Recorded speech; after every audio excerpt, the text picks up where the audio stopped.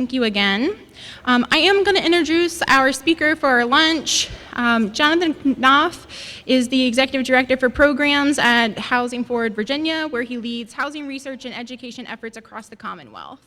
He regularly helps local officials, practitioners, and advocates find solutions to their housing challenges by telling stories anchored in data, crafting evidence-based policies, and designing effective communication strategies.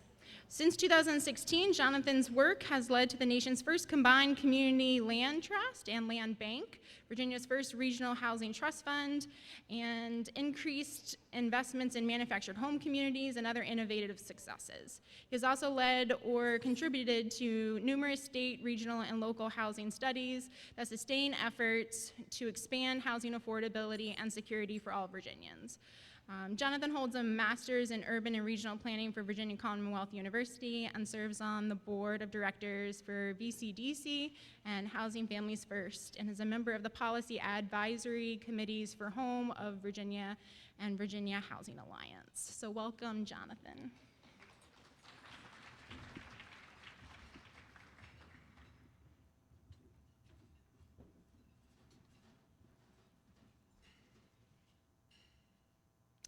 Thank you, Sam.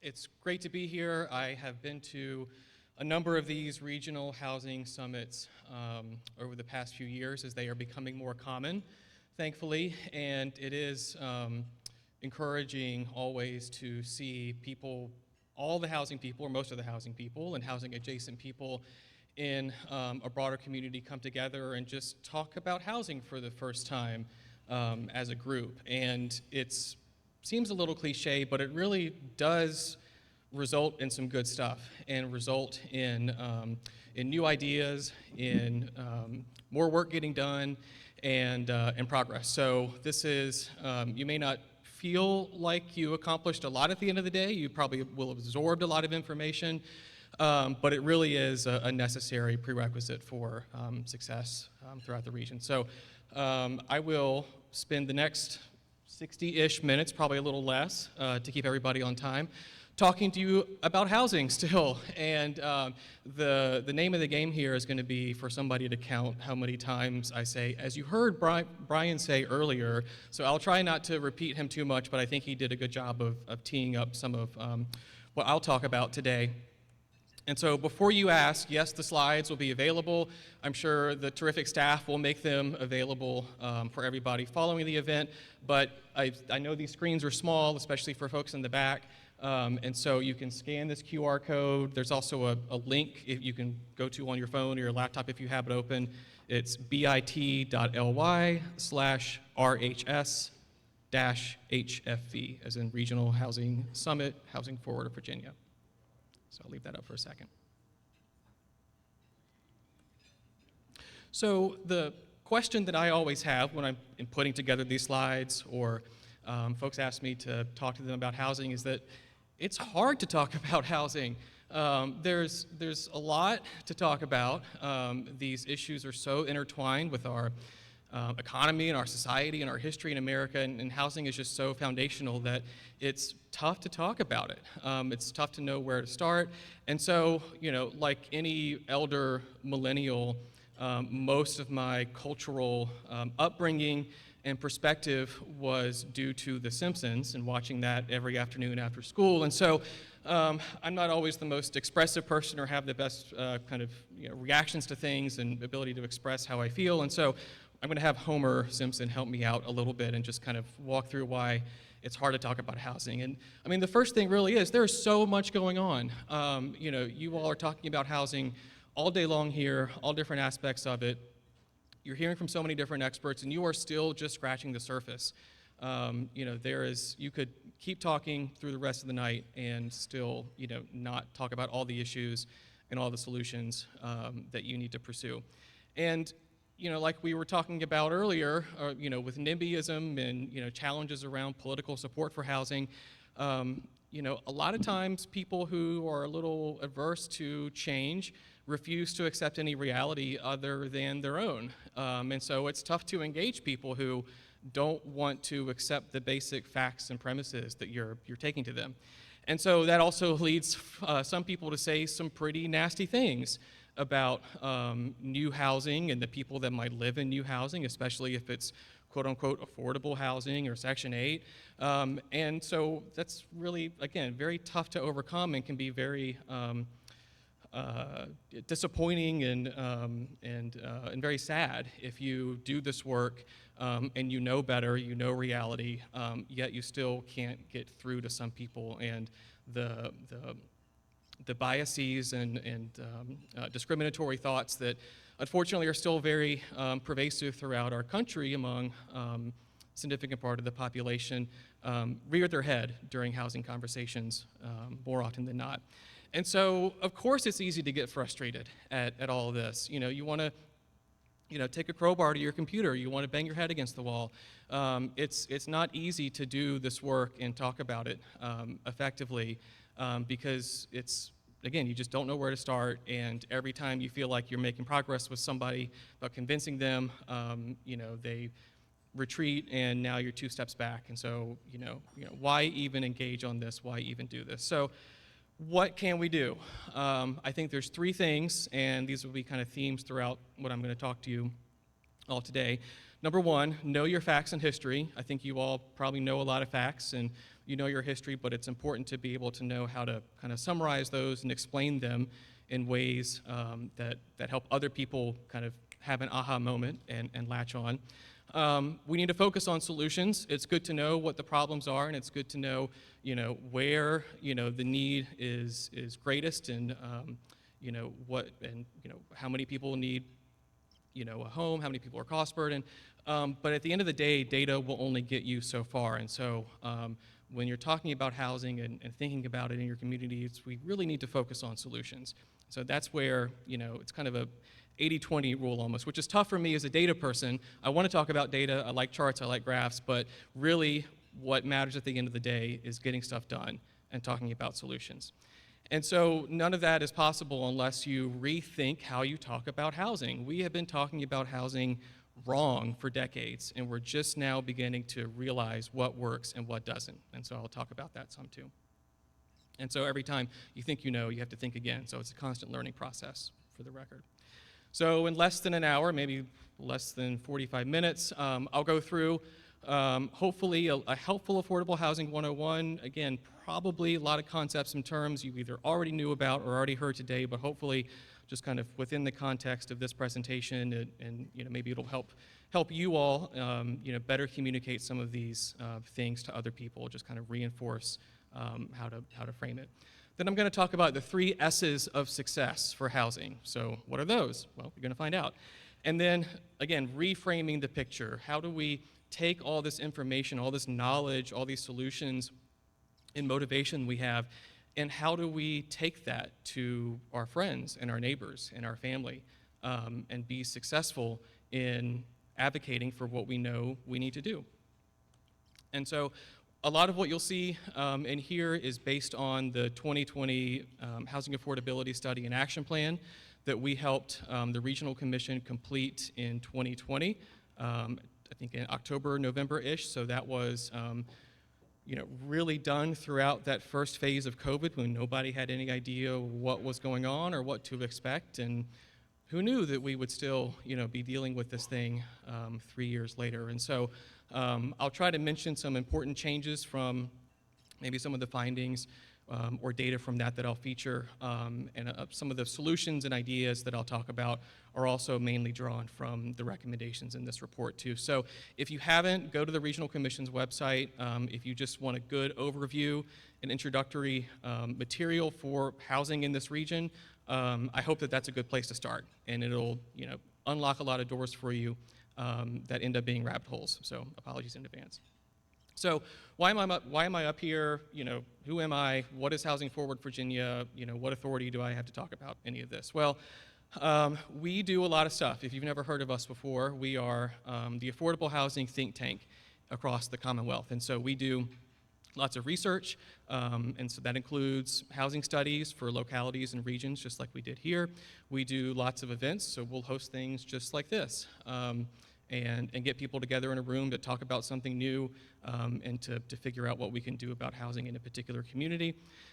We do lots of communications. I encourage everybody to sign up for our emails. We only send one a week, and it's only a few hundred words. And so it's a nice little digestible bit of housing news in your inbox every Thursday. And it's a good way to just kind of stay engaged with what the pulse of the housing world is in Virginia at any given moment. And we do lots of data. You need it. It's important. And so we want to be the one-stop shop for housing data throughout the state. And hopefully we're able to do that. And so another important part about our organization is that we have a very diverse board that represents a lot of different sectors of the housing industry, geographies all throughout Virginia. And so I hope that leadership, is a way that we really have a good idea of what's going on, not just in the big cities that get a lot of attention, but in the smaller metro areas, in the rural parts of the Commonwealth. And that's really where I've been spending most of my time lately. I'm not in Northern Virginia. I'm not in Richmond, except when I go there to sleep every night. I am out on the road talking to people, and we're doing projects across the state. So this is just a small sample of some of the places we've been or are currently. And so I need to update this because there's a few other places I need to add to it. So we do our best to reach all portions of the state because everywhere in the state has housing needs that need to be addressed. So I think the first question that a lot of people will have if they ask you, what do you do? I work in affordable housing. Oh, what is affordable housing? This is such a common question that you need to ask yourself or that is asked of you in many different circumstances. And so how do you answer that? I bet if I asked every single one of you, each of you would have a different answer. And I think the point that I want to make with this is that's okay, because affordable housing can mean a lot of different things. It has lots of different definitions that we can use to think about this term. So there's this technical definition, right? So your home is affordable if you pay no more than 30% of your gross income on housing costs. This is kind of what's hard-coded into our housing programs, into vouchers, payment standards, all that kind of stuff. And so this is a very kind of technical and bureaucratic definition, and it's how the Census Bureau will collect cost burden data on households. So it's an important metric. Sometimes affordable housing will mean any home that is actually subsidized or has some rental assistance or other type of assistance attached to it. So it has to be something that the market is not providing purely on its own. So this is a very kind of unit-based approach. But also, affordable housing can just mean a little more holistic in some cases. So, your home is affordable if it's, obviously meets your budget, but also we need to think about safety and security and health and well-being within your home too. It's not just the money issue. And so, the word affordable is, used in so many different ways. It really is a, Swiss Army knife of words in the housing world. It means so many different things. And so I will encourage you as you kind of think about what you hear today and move on, to your work in the coming days and weeks is, it's okay if not everybody has the same definition of affordable at the exact same time, because we need to be a little more specific when we have conversations. And so I'll talk about kind of why that matters and how we can do it later. So I know Brian showed a housing spectrum earlier. It was also mentioned in one of the sessions from this morning, and so kind of repeating this maybe for the third or fourth time, but really this is important because it's helpful for you all to explain to non-housing people, that there's not just affordable housing and everything else. There is this continuum, this spectrum, this network, this market that our public sector and policy creates alongside, private developers and property owners that is the fabric of our housing opportunities throughout our communities. And so it's all connected. And so, you need to be able to think about housing in terms of this continuum when you have conversations with folks, because you can't stay pigeonholed in one area. Understanding this really well helps you kind of expand folks' minds and, make people who are otherwise very comfortable in their home and don't have any worries understand why actually addressing housing affordability for very low-income renters in your community is going to benefit everybody. So, we'll talk about that a little while later too. So, this area median income concept is this kind of the axis that we can use to look at this continuum. These are the fiscal year 23 income limits from HUD for the DC metro area, which is what most of this region is in. And so these are the AMI standards that are used for all sorts of affordable housing program eligibilities.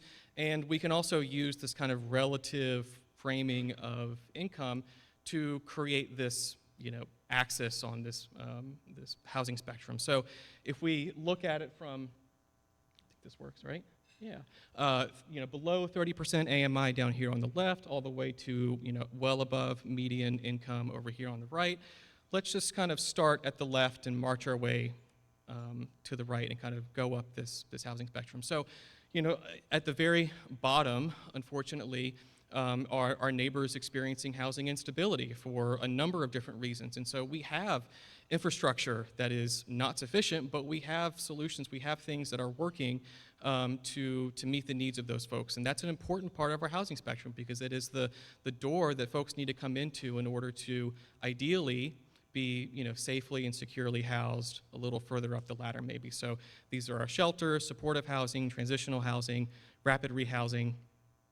These are things that generally have some sort of public and or philanthropic support behind them. And so I'll plug this organization, Housing Families First in Richmond, because I think it's really critical for people, not just you in the room, but everybody that you interact with, that shelters and the places that we create for folks experiencing homelessness to get them off the street and into a better environment isn't what you probably have in mind. There are really high quality, terrific looking shelters out there that provide dignity and grace to people who are in and hopefully coming out of a very unfortunate and distressing situation. And so Housing Families First does a great job of this. They just expanded and redid their entire family shelter, the only shelter that provides family units for folks experiencing homelessness and ADA accessible units for families.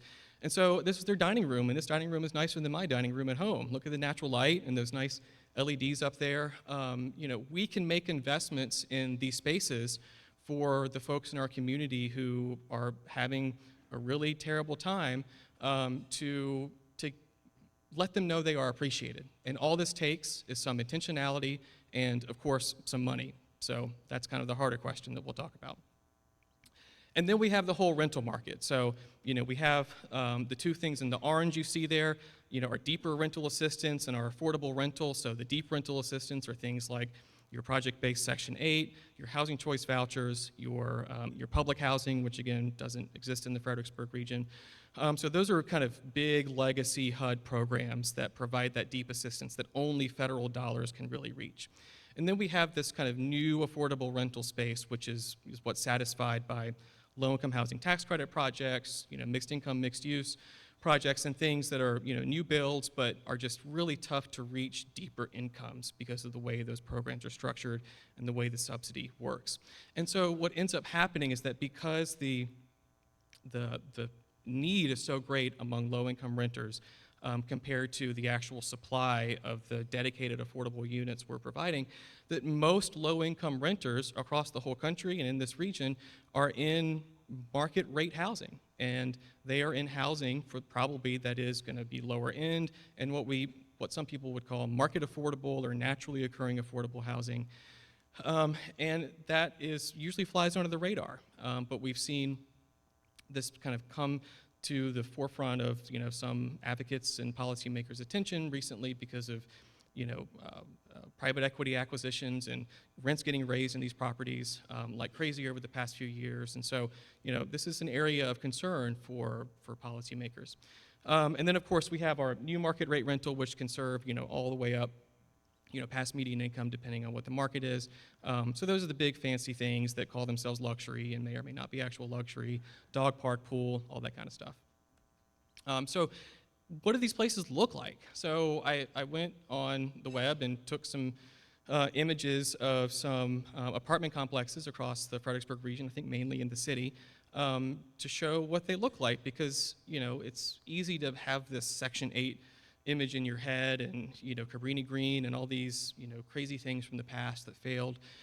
But this is what Section 8 rental housing in Fredericksburg looks like right now. It looks pretty nice, at least in that picture. Here's an example of a market affordable property, Wellington Woods. Looks pretty good, right? It's probably less expensive than the newer stuff. Here's a relatively new low-income housing tax credit development, Townsend Square. Again, how could you tell this was quote-unquote affordable if you were just driving by it? You can't. And it's very tough for people not in our world to understand that and think about affordable housing as being easily integrated into the fabric of the rest of our housing market. And so, of course, this is kind of the upper end things. This is Hanover House in the city. You can tell just from the materials and the location and everything else that this is pretty high end. I think some of the larger units are renting for above $3,000 a month. So yeah, that's not really a place where low-income renters can go, but this can satisfy a lot of the demand that we're seeing and help make sure that folks who can afford places like that aren't taking up units in places like this. And then we have home ownership. And so we have our affordable home ownership programs.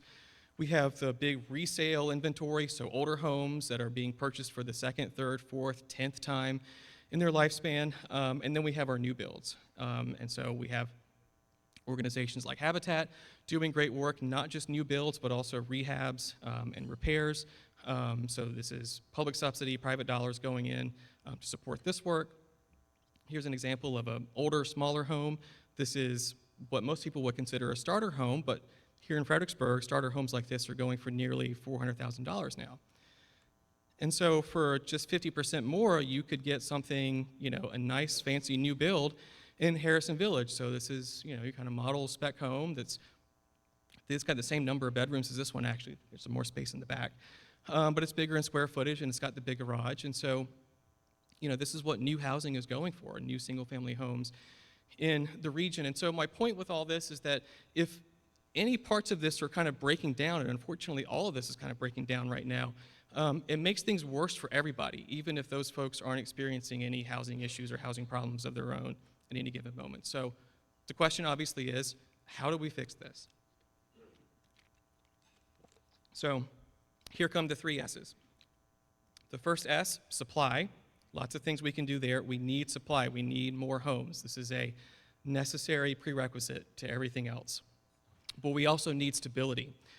Folks that are in homes already that want to stay in those homes, we should help them stay there.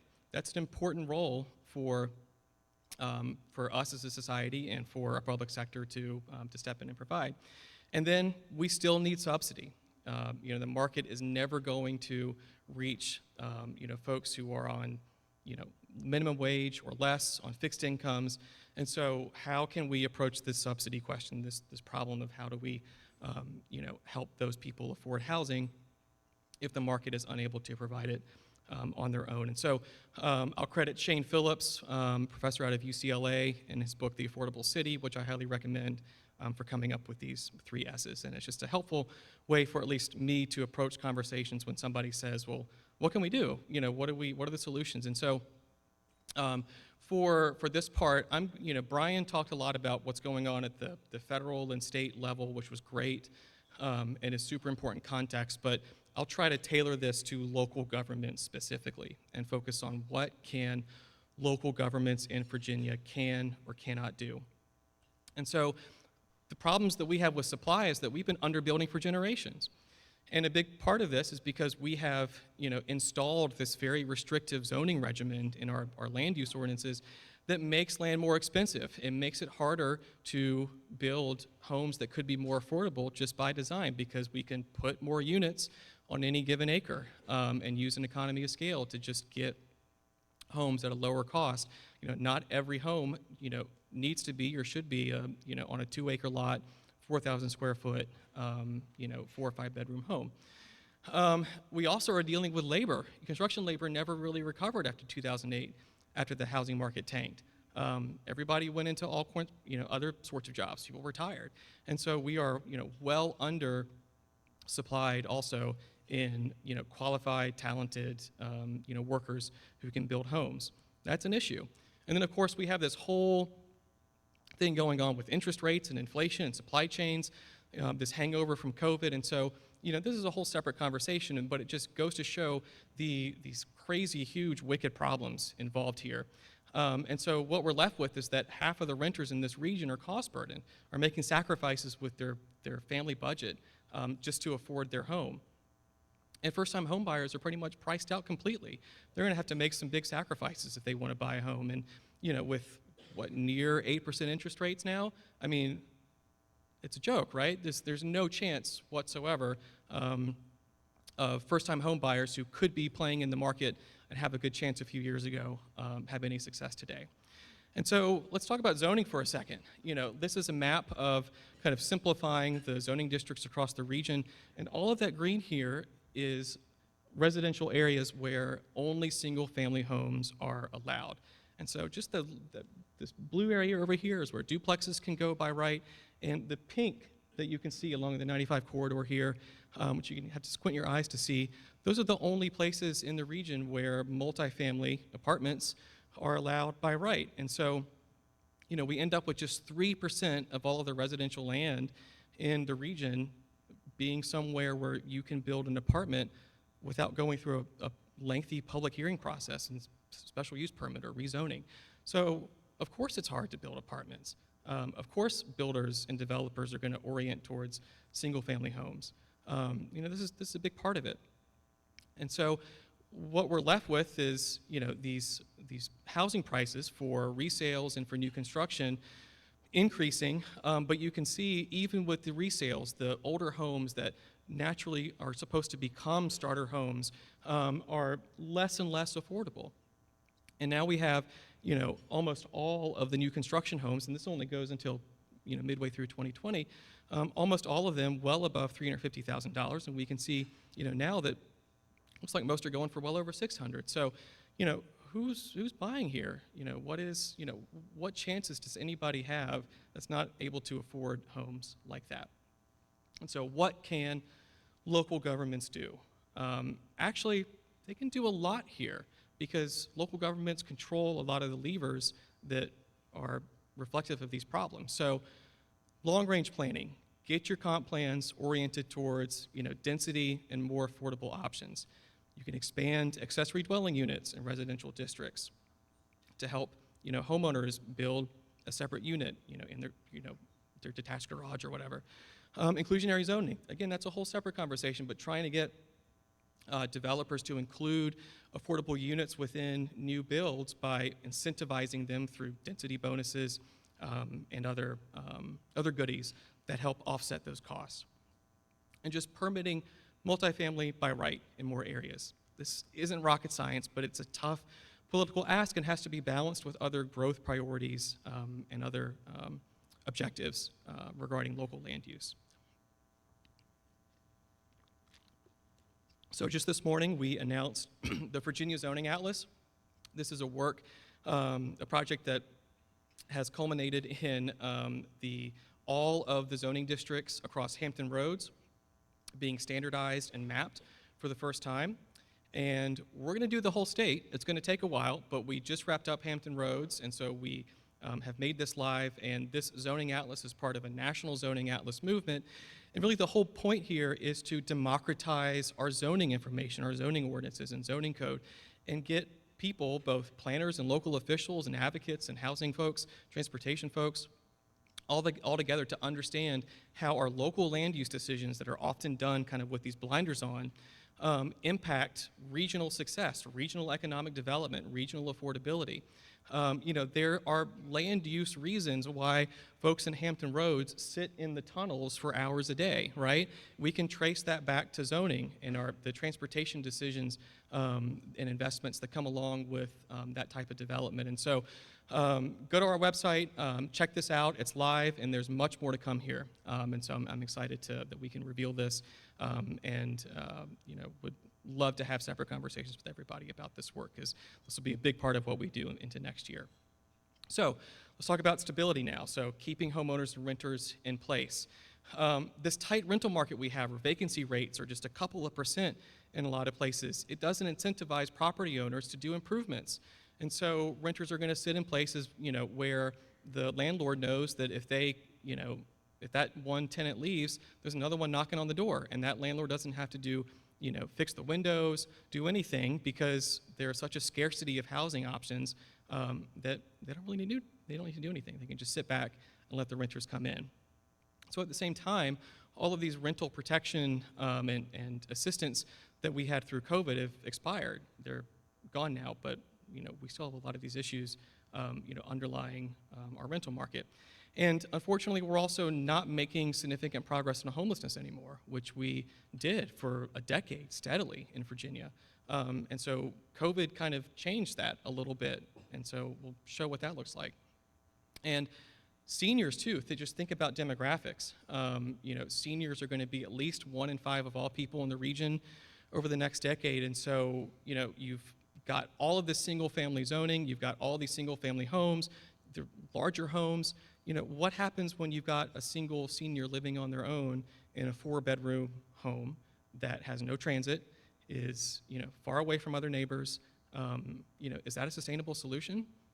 Probably not. And so we need proactive intervention to avoid significant long-term cost. It is cheaper to take care of these problems now and head on than it is to deal with the societal and taxpayer cost down the road. So here's what the point-in-time counts look like all the way up to 2023 for this COC. And so you can see, as investments in homelessness came out during COVID, the number of persons experiencing homelessness went down, which kind of continued this trend of at least keeping things stable, but then went back up in 2022 and has now come back down a little bit. So it's kind of this volatile environment where shelters are opening or closing, and capacities are changing, and so it's a very tough environment for folks trying to solve homelessness. And so even when people have everything else going for them, they've overcome whatever original problems may have set them into housing instability. They've got a job, their kids are in school, they're in, a temporary shelter. All they need is a place to live that they can afford. There's none of that out there because the rental market is so tight. There are no opportunities. It's so hard to place these people out of this system and into more permanent options. So the whole thing is just kind of grinded to a halt. And as Brian talked about earlier, this can affect children the most. And so, we have over 400 kids throughout the region, doubled up or in shelters or in hotels and motels. Can you imagine going through 4th and 5th grade not knowing where you're going to sleep that night? Of course you're not doing well on your homework. Of course you're zoning out in class. This is not a sustainable thing that we should, accept as a society. Why would we treat our neighbors' kids like this? Why would we treat this as any sort of reality that is worth keeping? So, what can we do? Unfortunately, this is where localities are kind of hamstrung a little bit because Virginia is a Dillon's Rule state, so localities can only do what the state allows them to do. And so you can't really do a lot around regulating rents and tenants' rights. A lot of that has to be done at the state level, but there are some things that you can do as local governments. You can orient your zoning and financial resources to make specifically permanent supportive housing easier to develop.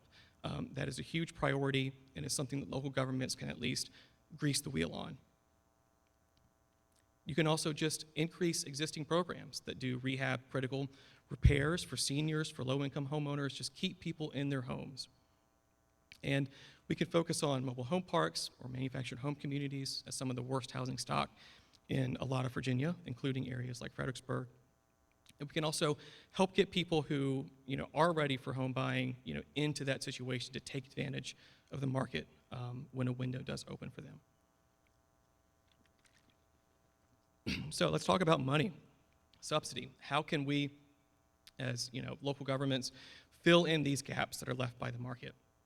So unfortunately, Brian talked about this too a little bit, we've had these long-term shifts over a couple generations where the federal government has kind of abdicated its responsibility, or at least said we're not going to do anything more around deeper rental assistance. And so we as the federal government want the private market, developers and nonprofits to step in and do more of this affordable housing work. And so that's kind of where the low-income housing tax credit program came about in the 80s, and that's why that's grown, and why investments in other programs that do that deeper affordability have stayed stagnant or have shrunk. And so puts increased burden, as our housing problems haven't gotten any better, on states and local communities.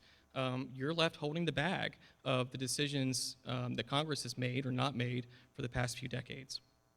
And so the stat was in one of the presentations earlier. Less than 10% of all of the homes built in the region over the past decade or so have any sort of assistance attached to them. It is nowhere near the need that is out there. And even within the existing population, just a fraction of folks who are eligible and need housing assistance of some kind actually get it, because it is, they're so scarce and so small compared to the demand. And so local governments now have to get creative to supplement what the federal government is doing and what is increasing at the state level, thankfully, as Brian talked about. I think that's number 3 or 4 times that I've said that. You have to get creative and think about what can you do as a local government. So here's just an example of here's a good representation of what the federal government story has been. So this is, the annual spending on, deep rental assistance and public housing related programs in the country as a percent of our GDP from the 60s all the way to 2020.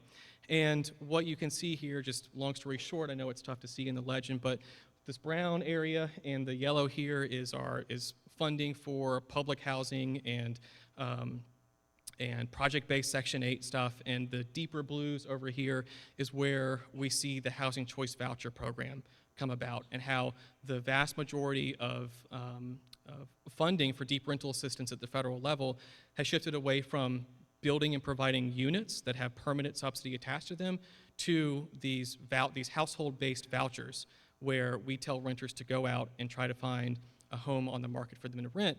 But when our entire housing market is broken and they can't find a place to go, what use are these vouchers, right?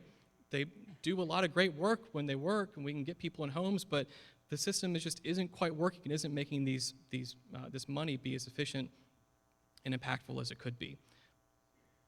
So here's what that kind of looks like in the region. So on the left, we have the total number of households below 50% AMI that need housing assistance, and we have just this little, we're at an empty tank here in terms of what the region has been able to provide through federal resources and other resources, through low-income housing tax credit units and housing choice vouchers. And so we have nearly 22,000, probably more at this point based on when this data was from, households throughout the Fredericksburg area that need housing assistance. That is a lot of people, and a lot of people making sacrifices currently to live in housing that they cannot afford because there are no other options for them. And so looking at low-income housing tax credit properties specifically, this is a timeline going to, this line here is about today. In the blue are units that the production rate over time since the 70s. And so you can see this big surge right here is where live tech activity took off the most in the mid-90s and early 2000s before the big crash.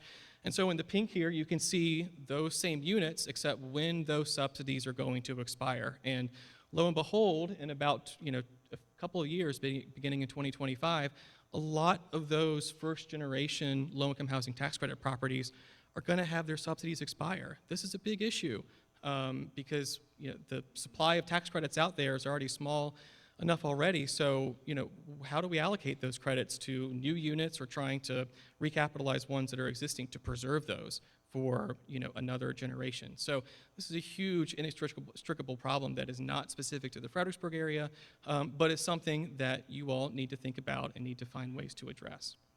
So what can local governments do when the problem and the price tag is this big? You can establish your own sources of money that can be more flexible and more nimble to address specific gaps that are not fulfilled by other sources of funding. You can create mechanisms to use the federal money that you do get more efficiently and more impactfully through these regional housing consortiums for home dollars and other money. And you can also think about some pretty innovative things like locally run public development models. What the heck are those? I'll show an example in a second. And so the issue here, the wicked problem at the center of all of this is that, this all really is going to require new dedicated revenue sources that, at a scale necessary to make an impact. And that's a tough political ask to make, right? We need a lot of money to solve our housing problems. Where's that going to come from if you're a local government, especially if you're not Arlington or Fairfax or Montgomery County, Maryland? What if you're Stafford County? What are you going to do? You don't have tons of money sitting around. So you've got some options that, are, again, totally separate conversations that would take up a few more hours of today, but you can do, special tax fees and user fees. You can use general obligation bonds. There are some ways that you can do it in ways that are becoming more common that shouldn't be as scary sounding as they are often when you first talk about them. And so we've already got a lot of examples of this. We have successful local housing trust funds throughout the state that are helping units get built out of the ground that, again, wouldn't get built probably if not for this money. This is kind of the local version of the State Housing Trust Fund and that but-for money that Brian mentioned earlier. So Richmond, Charlottesville, Arlington, Alexandria, all varying levels of investments, relative to population, all through different funding mechanisms. This is not rocket science. This is pretty simple to do if you have the political will and have support to do it and want to make housing a priority. If you are policymakers. But you don't have to be in a big, urban area or city to do this. Here's the New River Valley Regional Commission creating a regional housing trust fund. So this is a regional commission, just like George Washington Regional Commission. They receive their Virginia Housing PDC housing grant dollars to do affordable housing development, and they wanted to pilot this idea of a regional housing trust fund to create this long-lasting source of money that they will seed with this initial grant, but then raise locally to support affordable housing projects throughout the region. And by taking this issue on regionally, you can better pool resources and collaborate across jurisdictions. And so regional housing trust funds aren't that common in the country, and this is the first one in the state that we've had a chance to work on. So I think this is a really cool solution that we'd like to see replicated elsewhere. And so what was that public development model that I mentioned earlier? Is that public housing? Is that, are we redoing, what the federal government did in the 30s and 40s? Not quite. We're really going to do what the Europeans do and what the rest of the, civilized world does to solve a number of their, their housing affordability issues. This is, at the end of the day, what a lot of people would call social housing. So instead of providing, deep attached rental assistance to units like like American public housing or project-based Section 8 units. What Montgomery County, Maryland, has started to do is this thing called a housing production fund. So they issued a bond of about $50 million for a few years and put it all in this housing production fund. And they can take additional, public investment, private investment, and conventional, construction development debt from lenders and put together, some financing for a project. And they, as a county, through their Housing Opportunities Commission, which is kind of like their housing authority, can partner with private developers, can partner with nonprofit developers. They can go into a project that maybe isn't penciling out right now because of the way interest rates are, and say, hey, we can provide this low-cost source of, of revolving construction loan debt here and help this project get across the finish line. And in exchange for that, we're just going to do a little bit of cross-subsidy so that units that will go for a higher income are going to help offset the cost of units that are at rents below market rate. And so what happens is you have this mixed income development that doesn't use any of the traditional affordable housing financing or subsidy sources. No LIHTC, no Section 8, none of that, none of those, scarce competitive resources, because this is local money that they have generated, and when the project goes online and they flip it over to more permanent debt, they return the proceeds into the housing production fund to do more projects. So this is a pretty simple solution at the end of the day, but just required some out-of-the-box thinking, and again, a big money decision early on to issue county debt to kick off the process. But it is a, benefits the revenue and is to the county. So they're making money on this. So this is the first project that was completed. This is the Hurston, right next to the Shady Grove Metro stop. It's almost 300 units, and almost a third of them are affordable. They're not deeply affordable because they're not using any deep subsidy, but a lot of the other projects they have coming online are going to pull in other sources of subsidy so that very low income and extremely low income renters can be incorporated. But the actual project and the core development unto itself does not require all these things that we fight tooth and nail over to get because they're so scarce. So again, just takes a little bit of thinking outside the box. So that's all really hard, right? That was a lot for you to digest and think about. So, how do we go about talking about all this when we have some challenges? We have, housing being super personal because we all need a home. We all live in a home if we're lucky enough. So we have very strong feelings about that. As Brian was mentioning, is that 5 or 6? Housing isn't partisan. Usually, at least at the local level, it kind of breaks down along partisan lines. But housing breaks people's brains. You've talked about housing before to other people. You've seen this happen. You've seen the ways these conversations go. So here's a great example. This is a picture from a tweet from earlier this year of a guy up in Arlington County when they were going through the big debate over their missing middle zoning reform, whether to allow smaller apartments in single-family districts. And so we can see these 2 yard signs here, and we'll zoom in on them. So we have the, we believe, Black Lives Matter, science is real, love is love. You probably see a lot in, urban neighborhoods, progressive areas across the state. Not, something that wouldn't surprise you in Arlington. And then just a few feet away next to their driveway, we have a sign that says no upzoning, no duplexes. So, you have this kind of cognitive dissonance that happens with people that you would otherwise expect to support an initiative like this, where the message that they end up saying is Black Lives Matter, just not here. And Black lives need to be over there. I don't want them in my neighborhood. So how do you talk about that? How do you approach somebody who is just not thinking logically at all? And so I think something that's going on here is the Dunning-Kruger effect, which is a little bit of pop psychology. I don't know if this is actually based in evidence, but it seems to make sense based on the way housing conversations go. And so the more that you, as you begin to learn about something just a little bit, you find yourself on the top of Mount Stupid. You think you know everything, but you don't. But you know just a little bit to sound like you know what you're talking about.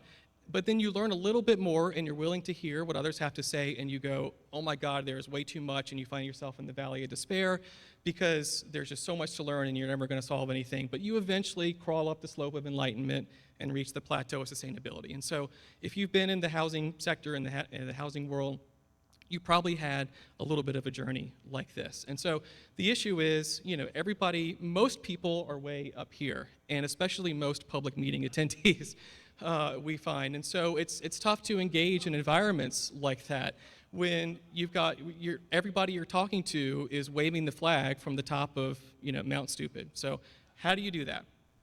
And so what it comes down to is frames and backfires. Frames and backfires. What the heck are those? So a frame is the way that we choose to represent information. It's the place that we start a conversation and anchor it. So am I going to base a housing conversation through the lens of economic development or through a moral lens where, I believe housing is a human right and begin it that way? Those are 2 very different approaches that, you could end up talking about the same thing, but 2 different frames to get there. So you need to know your audience. You can't use the same message with everybody. You need to know what to lead with, and you have to choose your words, strategically, which is not easy. So it takes a lot of, thought ahead of time. And sometimes this is really tough. You just need to leave some things unsaid sometimes and not, mention certain things and just focus on a core message. So if you choose the wrong frame or your frame kind of breaks down, your message can backfire. So your audience is going to retreat back into their shell, stay on top of Mount Stupid, and just be not receptive to any information because you told them something that may not really click with their reality because they're off in a totally different world, and so they're just going to discredit most of everything else you have to say. So here's an example. So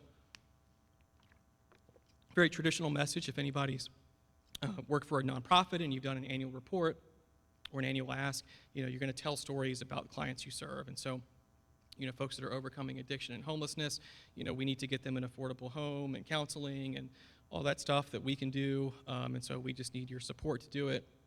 And then they're going to be great. Well, sometimes people will hear that and go, well, that's not my problem.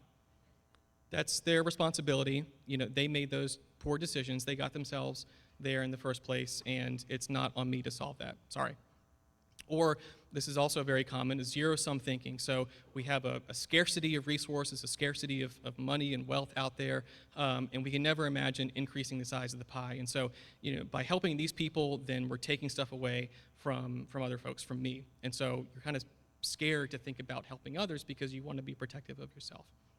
So, how do you choose a successful frame? Talk about regions. Don't talk about specific communities. Talk about the ways that communities interact with one another because that's the scale at which our housing market works, our transportation networks work, our economic development and job markets work. That is the scale that we need to talk about this because, at the end of the day, local boundaries don't matter to most people, on a day-to-day basis. And so think about all the connections that are out there. Focus on the systems, not individuals. So focus on the ways that the housing market and housing policies connect with transportation. Put the focus on these big systems that dictate and control and have a say in what housing is affordable and not affordable. Proactively explain things because you shouldn't assume anything about anybody. About what they know or they don't know. And so make sure that you're proactive in putting your explanation first so that you are kind of telling the story for them. And again, pivot to solutions. Don't end something on data and tell them, hey, isn't that bad? What are we going to do about it? That's not a good place to go if you're having a conversation with somebody. You want to convince them of the importance of housing. You need to say, hey, here's this problem. Here's some things that we're doing that already work that we need to do more of. Here's some new things we need to try. How can you help me do that, right? That's a much better way to begin a conversation than just to have somebody, react to some data. So I think we are 30-something days out from Thanksgiving. So my challenge to you all is, are you ready? Because be prepared for wherever the conversation is going to go. If somebody asks what you do, you mention housing, Lord knows where your cousin or your uncle is going to take that conversation, so you need to be prepared. So hopefully this is a little bit of a teaser, a little bit of something for you to latch onto to be a little more ready.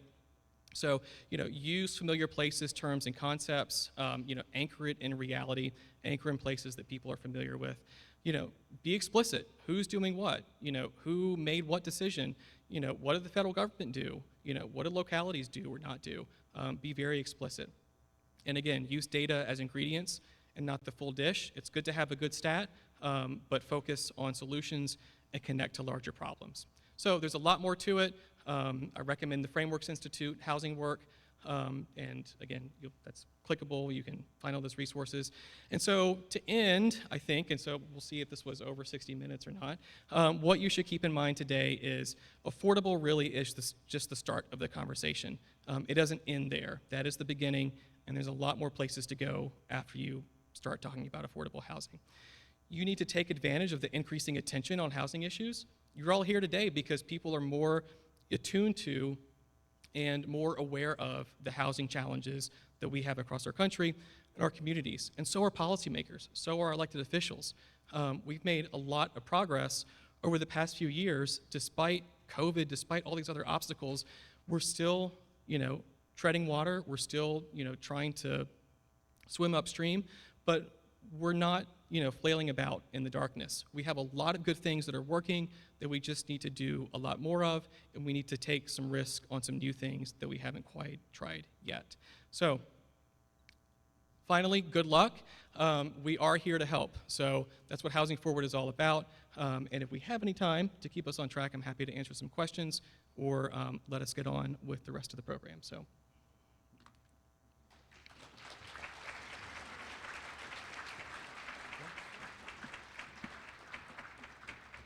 Awesome. Thank you so much, Jonathan.